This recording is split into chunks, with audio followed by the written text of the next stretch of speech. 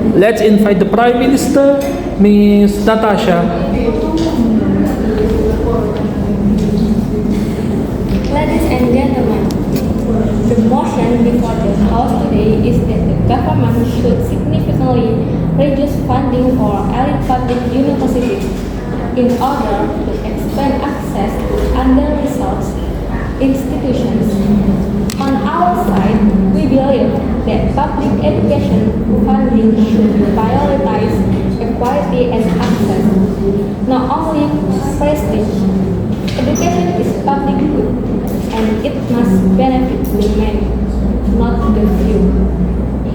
Firstly, this House firmly believes that government funding should be redistributed from elite public universities to under-resourced institutions in order to promote educational equality. At present, a small number of elite universities absorb a disproportionate share of public funding, while regional institutions struggle with inadequate facilities and limited academic staff. This imbalance systematically restricts access to higher education for students from disadvantaged backgrounds and therefore cannot be justified in a fair education system. According to 2023 study on educational equality and higher education access, unequal allocation of public funding significantly reduce participation rates among low-income students and reinforce social inequality. Therefore, by redistributing funding, the government not only widens access to education, but also ensures the public investment serves public interest rather than institutional prestige. Secondly, allocating funding under-resourced institutions must be seen as an investment in national human capital. Under-resourced universities educate a large proportion of the population, particularly for first-generation and marginalized students without adequate funding. These institutions cannot effectively contribute to workforce preparation or economic development. The State Higher Education Executive Officers Associations reports that increased public investment in underfunded institutions leads to higher completion rates and stronger workforce outcomes. As a result, this policy strengthens the national economy by producing a broader, more inclusive pool of skilled graduates. Thirdly, this motion is fundamentally about social justice within higher education. Funding models that prioritize prestige over needs entrench structural inequality, allowing elite universities to continuously accumulate advantage, while other institutions remain. When funding is heavily concentrated in elite universities, the quality gap between institutions widens significantly. Under-resourced universities struggle to meet basic academic standards, resulting in uneven teaching quality, outdated curriculum, and limited research capacity. A system where only a few institutions excel cannot be considered a healthy education system. Thank you very much, Natasha, spending 5 minutes. Then, I'd like to invite Safira.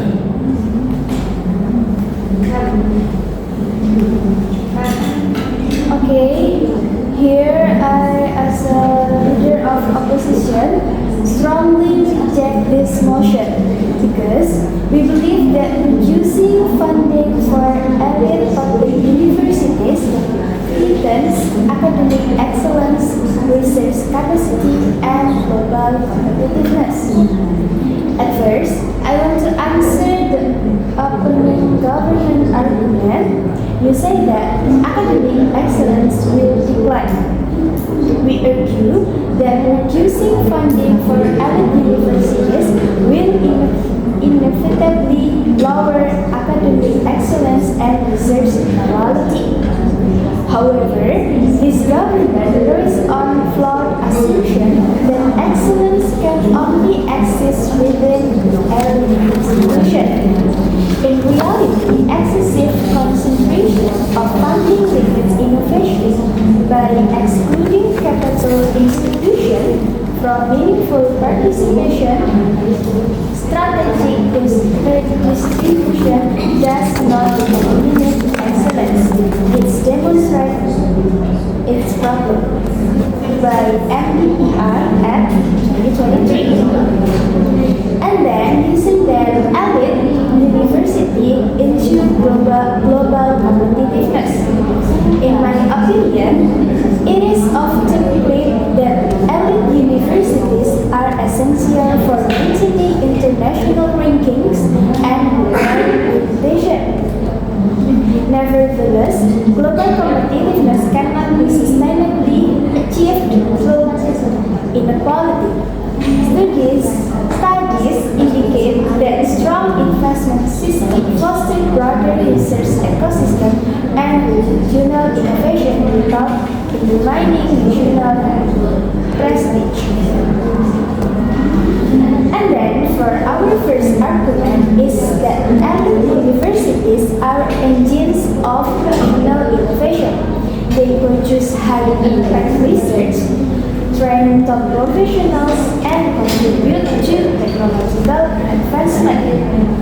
According to OECD and global ranking data, elite public universities generate a large share of national research output. It's reducing funding limits, laboratories, research grant, and international collaboration.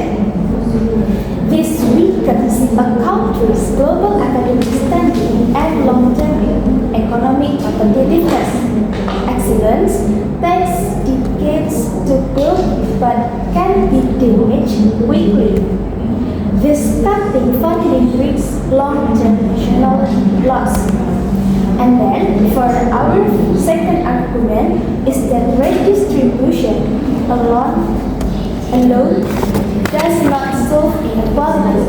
Under-resourced institutions often face governance issues, staff shortage, and policy inefficiency. Without system reform, extra funding may not improve quality. According to World Bank Education Evaluation, funding must be paired with institutional capacity building. Therefore, reducing elite funding without structural reform is ineffective. In summary, educational inequality should be solved by increasing total investment, not weakening successful institutions. For this reason, we as opposition reject this motion. Thank you. Thank you very much, Safira. Good response. So, Ms. Latifa as the Deputy Prime Minister. Ladies and gentlemen, this debate is not about policing excellence, but it's about privacy. When public politics concentrated on handful of institutions, it is only going to expand national capacity, social and long-term innovations. The opposite side that excellence in some opinions is produced by sustained investment, concentrating funding on defense, historical privilege, and prevent other institutions from developing quality. Therefore, redistributing funding expands national excellence instead of weakening it. Next, the opposition frames return on investment, narrowly top ranking, patents, and elite research inputs, but public returns on investment is not limited to patents or rankings. Under-resourced universities educate the majority of students and improving them delivers higher schools and economic returns, tough employability and social mobility. Therefore, redistribution increases not revenue system efficiency. And we acknowledge that implementation risks exist. They result from long-term neglect, not capacity. With past redistribution and accountability, the risks are manageable. Therefore, fear of inefficiency can justify maintaining structural inequality. 555. And then, the opposite learns that the decision will weaken by research assistance.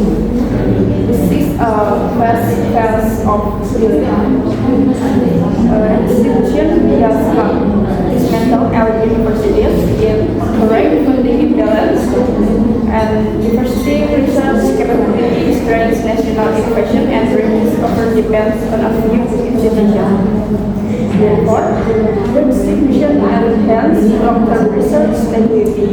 And in this debate, the opposition strengthens efficiency for the few will redefine progress for the many. And we have shown that excellence is will return on investment in societal and implementation risks are manageable. Therefore, if we want stronger, fairer, and more resilient higher education system, redistribution is not and modified is necessary. Thank you, Ms. Latifa. I speak for about 3.5 minutes. Last, Camila.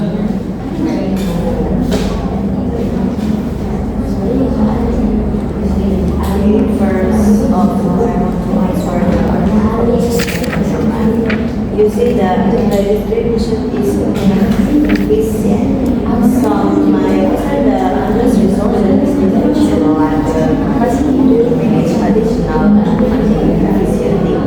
That inefficiency is a matter of the governance, not funding. Evidence from higher education policy in research shows that target and accountable funding mechanisms significantly improve institutional performance. Therefore, this concern doesn't outweigh the moral and social imperative for equity. And secondly, you say that quality resolution and structural limits.